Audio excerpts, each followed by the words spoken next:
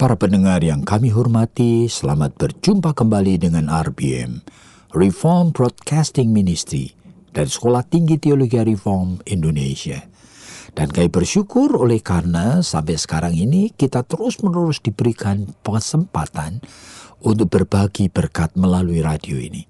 Dan kita sedang membicarakan mengenai satu topik, yaitu Life in Transition. Jadi kehidupan di dalam masa perubahan. Nah, perubahan transisi hidup ini ada banyak sekali. Dan yang lalu kita sudah bicarakan mengenai transisi dari masa pacaran ke masa pernikahan. Dan kali ini kita akan fokuskan kepada transisi pada saat menikah, belum mempunyai anak, sekarang itu melihat istrinya hamil dan kemudian mempunyai anak. Itu transisi. Oleh karena ini suatu realita hidup, di mana peran itu pun harus berubah. Oleh karena diri kita pun berubah. Biasanya barangkali suami istri tersebut masih bisa kemana-mana bersama-sama. Barangkali setiap sore masih bisa keluar, masih bisa duduk-duduk di depan rumah. Barangkali masih bisa nonton TV bersama-sama. Nah, pada masa istrinya hamil, seringkali perubahan di dalam tubuh itu seringkali membuat perubahan juga di dalam kegiatan sehari-hari. Kadang-kadang pegal, kadang-kadang muntah tumpah-tumpah, kadang-kadang tidur terlalu awal, kadang-kadang itu pada masa suaminya datang dia itu sudah tidur. Padahal suaminya masih ingin sekali untuk bisa ngomong-ngomong dengan dia. Dan seringkali suaminya tidur, dia terbangun. Dan kadang-kadang itu waktu makannya tidak selalu bisa bersama-sama. Dan seringkali juga tidak selalu kalau mau pergi keluar bisa bersama-sama. Biasanya bisa nonton sama-sama, sekarang tidak. Nah, masa kehamilan saja itu sudah membuat perubahan. Sehingga kita perlu waspada, transisi seperti itu membutuhkan kematangan dan bijaksana. Jikalau seorang suami tidak bijaksana dan kurang matang, dia kemudian mulai komplain dan mulai bersungut-sungut dan mulai menuntut istrinya yang sebetulnya mengalami perubahan biologis seperti itu harus sama seperti dulu. Padahal realitanya sudah sedang ada perubahan. Ini masa transisi. Begitu juga istrinya. Barangkali dia mengharapkan, ya kan, supaya suaminya itu mengerti dia. Sehingga ngapain? Yaitu pada saat suaminya pergi, kalau pulang seharusnya akan bawa oleh-oleh, kesukaan istri. Nah, istri ingin sekali lebih dimanja dari waktu-waktu sebelumnya. Nah, transisi seperti ini seharusnya suami yang memahami. Begitu juga istri memahami bahwa suami ternyata pada masa dia tidak bisa menemani, barangkali suami itu sekarang menjadi tanda petik kesepian. Nah, barangkali nonton TV itu dia jadi bosan. Nah, barangkali dia itu di rumah, dia itu kadang-kadang itu kalau pulang istrinya sudah tidur, dia tidak punya teman bicara. Nah, harusnya dia waspada. Masa seperti ini kalau tidak bijaksana, transisi bisa menghasilkan ekses. Misalnya suami kemudian jengkel, lalu dia pulang dilambat-lambatin. Lalu dia sekarang sudah mulai kalau pulang kantor pergi sama teman-temannya ke tempat-tempat karaoke lah, minum apa. Waduh, mulai hidup ini berbahaya. Pernikahan itu mulai sejak istrinya itu mulai hamil aja sudah menghadapi berbagai macam bahaya. Apalagi nanti kalau anak itu lahir. Nah, saudara, ada banyak sekali orang yang tidak siap dalam masa transisi seperti itu. Oleh karena kelahiran anak dengan sendirinya akan membuat istri juga menjadi berbeda sekali. Dia harus menyusui, dia harus juga siap sedia kadang-kadang 24 jam sehari. harus ready untuk membantu kalau anaknya itu barangkali rewel, harus ganti popok lah, harus digendong lah, harus disusui lah, dan sebagainya. Seringkali membangunkan tengah malam dan sebagainya. Masa transisi membutuhkan bijaksana, membutuhkan kematangan, membutuhkan strategi untuk bisa mensikapinya. Nah, mari kita dengar apa yang Ibu Esther mau katakan. Iya Pak, tadi Bapak mengatakan bahwa kelahiran anak itu kan membutuhkan kebijaksanaan, membutuhkan kematangan, membutuhkan kedewasaan, dan juga membutuhkan sebetulnya keinginan untuk memahami sebetulnya apa sih nih yang sedang berubah. Kalau seorang ibu misalnya itu setelah melahirkan lalu kemudian banyak mengeluh, ternyata lelah, ternyata terlalu banyak pekerjaan, ternyata harus menyusui, membereskan rumah, dan kemudian harus mencuci, harus begini, harus begitu. Itu kan banyak sekali keluhan begitu. Lalu sebetulnya itu persiapan untuk masa transisi ini dari mana sih Pak? Ya dari kecil sebetulnya anehnya.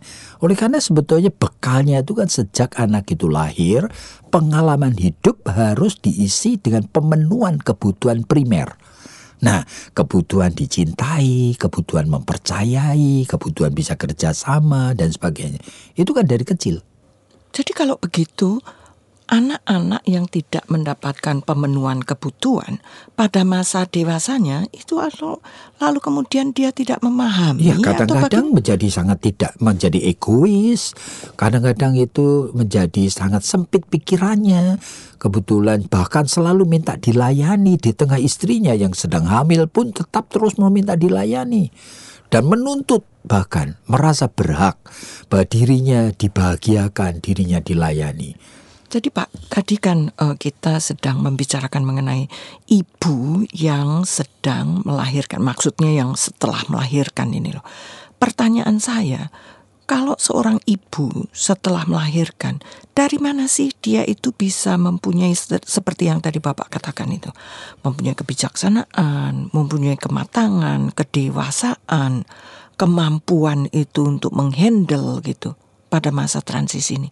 Itu tuh dari mana gitu Pak? Apakah misalnya selama 9 bulan itu dia mengandung, itu lalu kemudian timbul begitu ya jiwa keibuan, Saya percaya jiwa ya. keinginan untuk membelai, tidak keberatan begitu nanti kalau dia melihat bahwa anaknya itu menangis dan dia harus bangun tengah malam, menyusui, mengganti popok dan sebagainya. Apakah itu tuh lalu kemudian itu bisa dipelajari atau itu tuh secara naluri, secara alami Tuhan itu sediakan bagi ibu-ibu yang hamil, sehingga sebetulnya masa transisi ini juga nggak terlalu berat sebetulnya. Iya. Umumnya kita bisa bedakan antara orang yang dengan kelemahan yang serius sekali sampai sakit jiwa, ada orang yang sebetulnya just normal-normal saja. Dan saya percaya orang-orang yang pada umumnya normal-normal, yang kira-kira lebih dari 80% orang itu sebenarnya dengan sendirinya secara natural itu bisa mengembangkan akan insting dan akan naluri, akan feeling yang baru. Nah pada saat misalnya dia itu mulai kehamilan, dia sudah mulai ada perasaan bahwa dalam perutnya itu ada janin. Dengan perasaan itu memberikan efek bahwa dia itu sebetulnya itu bakalan menjadi seorang mama, seorang ibu. Nah lalu dia mulai bermimpi, membayangkan, ya kan, melihat anaknya menggendong gitu loh. Dia sudah tidak, anehnya bagi orang-orang yang normal itu sudah mengantisipasi, sangat merindukan kehadiran kelahiran itu. Makanya jangan heran banyak wanita seperti ini itu tetap juga mau melakukan natural birth dengan betul-betul melewati masa-masa yang mungkin sangat menyakitkan, tetapi dia rela. Oleh karena apa?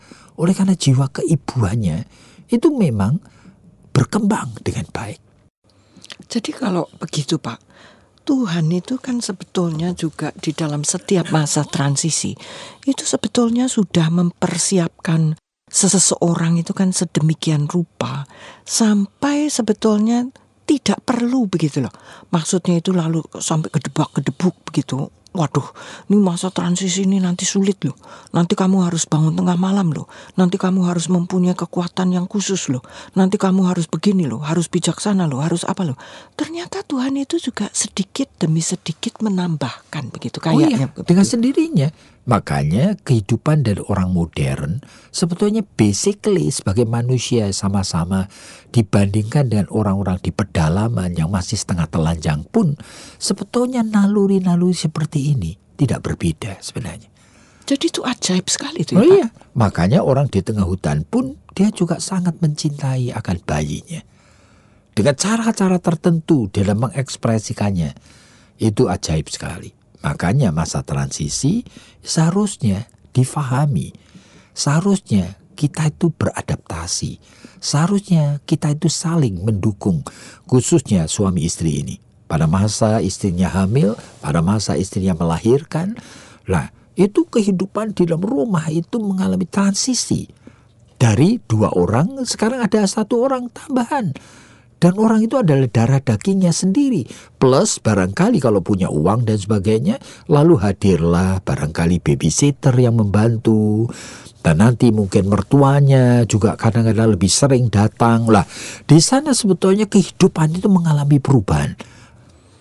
Jadi Pak, tadi kalau saya boleh kembali lagi sebentar begitu ya.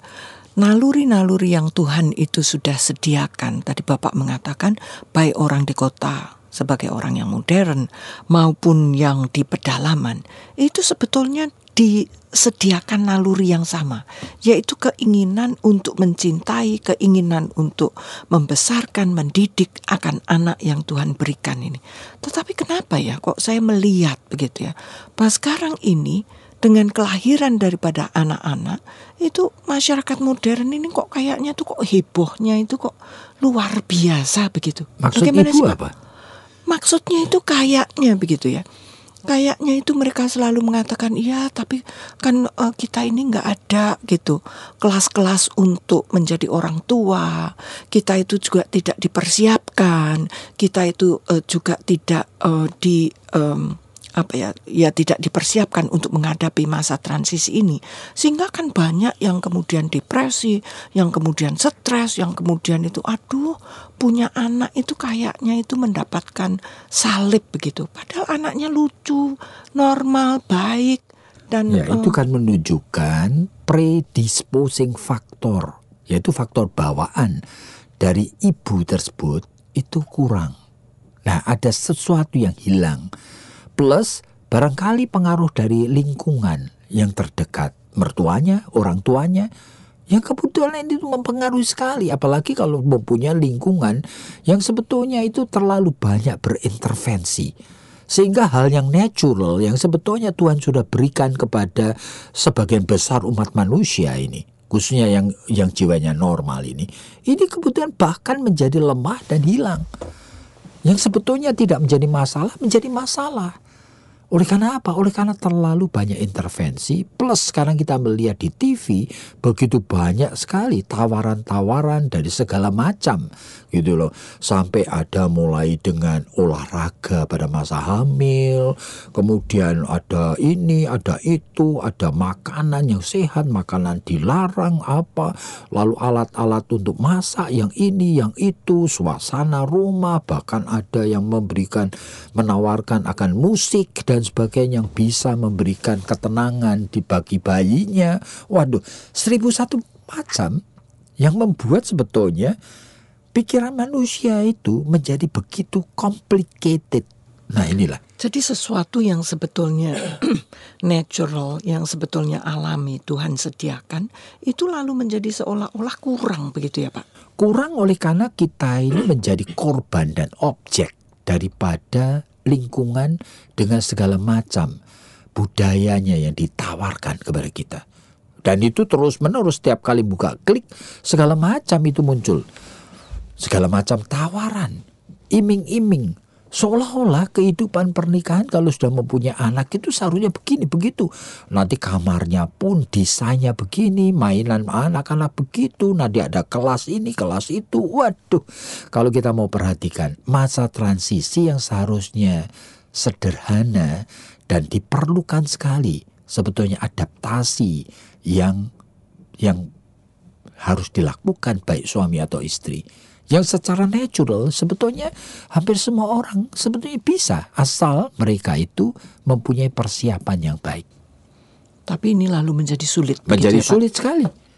Begitu. Oleh karena apa? Oleh karena terlalu banyak intervensi.